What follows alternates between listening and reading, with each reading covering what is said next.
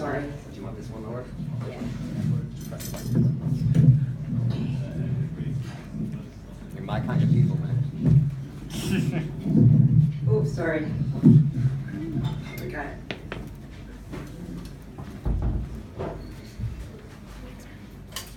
Travel out to the end of the Yellow River, following its brackish, oil-filled waters of Henan, past the Lego-stacked cities and barren fields at the foot of the Kunlun Mountains in Qinghai, where the water still flows ochre and fish-filled. There, amid the raggedy spackling of peaks, you will find a people, fishermen and nomads, shamans and shepherds, people who understand the world as it was, with their grandmothers and great-grandmothers all the way back. In the evenings, flushed with rice wine and song, they talk about Nuwa, a gold-gleaming fish-tailed goddess of such ferocious beauty none in the heavens could compare. Nuwa chose Fuxi for her lover, the most learned of all gods, philosophical, poetic, her brother. Discovering their union, the god of thunder bellowed his rage, and the wind tail of his anger curled around Fuxi and flung him across the heavens. Nuwa, bristling and bare-fanged, cried out with such force that it shook the heavens until a round mass burst forth from the pit of her stomach, and so the earth was born of grief.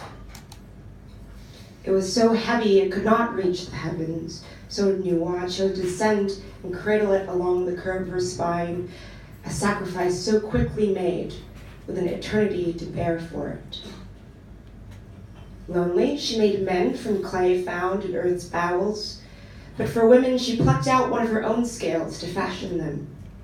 To these golden scale progeny she gave the ability to give birth, knowing the grimacing joy and ecstatic pain could only be shouldered by a select few. And so it passed from generation to generation of women, this superhuman strength. This is how I know my grandmother came from a long line of weightlifters. You couldn't tell by looking at her, stooped in the shoulders, twigged arms, and soft middle that jiggled out of sync from the sharp angled march of the rest of her. Sometimes she pinches these flappy wrinkled pockets of flesh and smiles to herself. Little bits of excess she allows herself in old age. But my grandmother lifts and lifts heavy, her burdens, her children's burdens, and their children's burdens. She knows vigilant training in the lull between calamities is the only way to stay sharp. Life is weighted. It gives you something light and sweet, just to shift suddenly with a downward clunk. If you couldn't catch, grasp, and hoist the weight back up in time, you were done. And my grandmother had been training her whole life. Like her mother and her mother before her, when she was young, it was the weight of cooking and cleaning and the making do with nothing but a few bites of rice and withered vegetables. The fourth daughter and the last disappointment, her parents refused to call her by name.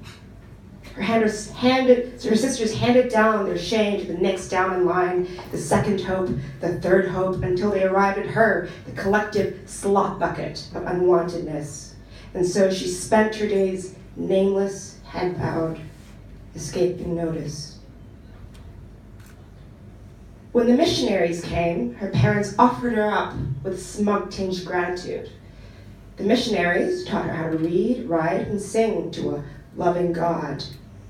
But she knew faith in anything must come at a cost. So outwardly she sang, prayed, and wrote devotionals, but secretly she also added the Bible to her daily lifting regimen. Slowly she learned this God had rules. No honoring her ancestors in the old way, no food offerings to sweeten the stove god's arrival in spring. Sin was everywhere. She was told her improvement and success was because of God. Her mistakes were hers alone to carry and ask forgiveness. She bore one child to a man who followed the word of God. It was the Lord's word that brought them to be criticized and flee across the border to Hong Kong. The Lord's word that called her husband back illegally to the borders to preach over the next 10 years. And the Lord's word that got him caught and detained. Both he and his God, pleased no doubt to have a captive audience of souls to save. Other words carried weight too. Words whispered when they crossed the border. Hanjian, traitor. In Hong Kong, she learned the dialect slowly. Outsider. She learned a new term when she realized being Chinese meant being considered less than someone else. Colonized. Still, she bore these weights on her thin shoulders without a stumble. Perhaps that's why the rest of us were so soft, so easily snapped in two, pale with large, sparkless black eyes that absorbed everything. My mother never cried and never laughed. She never moved on the thin mattress on the floor. Too weak to push me out, I was told my grandmother plunged her hands into my mother's womb and ripped me out. And with one smack on my placenta slime back, I came into the world raging. My visceral energy drained my mother of her strength, and I carried my vitality, knowing it had punctured a hole in mother's energy, seeping out in excruciatingly slow series exhalations. Finally, one morning before my 8th birthday, I walked over to feed her congee and found she had unceremoniously stopped breathing sometime during the night. The life exchange had been complete. Gingerly lifting one of her slack arms over my shoulders, my muscles strained in surprise against the heaviness of her reed-like frame. Strange that a half-life could be so heavy. Glancing between her daughter's body and my gilt-hung chin, my grandmother sat me down and said, "I didn't know my name until the missionaries took me. My parents called me the burden of their burdens, of less use than a bucket of spilled water. I knew when I had a child, he or she would have a name that I loved to speak out loud. When I had your mother, I ignored the old ways of giving her a name that would balance her in the universe. We all are born with differing amounts of water, earth, wood, fire, and metal. She was born with too much water, and I had faith my love would be strong enough to overpower the wood and earth she needed.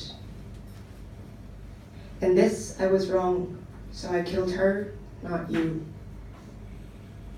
Keep lifting." When my grandmother fell and broke her wrist, she blamed it on the wet patches left after the storm, the poor traction of her shoes, the carelessness of the young people who jostled her as she walked along the sidewalk, the brittleness of her old age bones, but I knew better. I led her to her sofa, fortifying her with pillows and a cup of tea. I sat across from her with a pad of paper. "Grandma, tell me the story of great-grandma and her great-grandma." I flexed my hand, grabbed my pen, and began to lift. Thank you.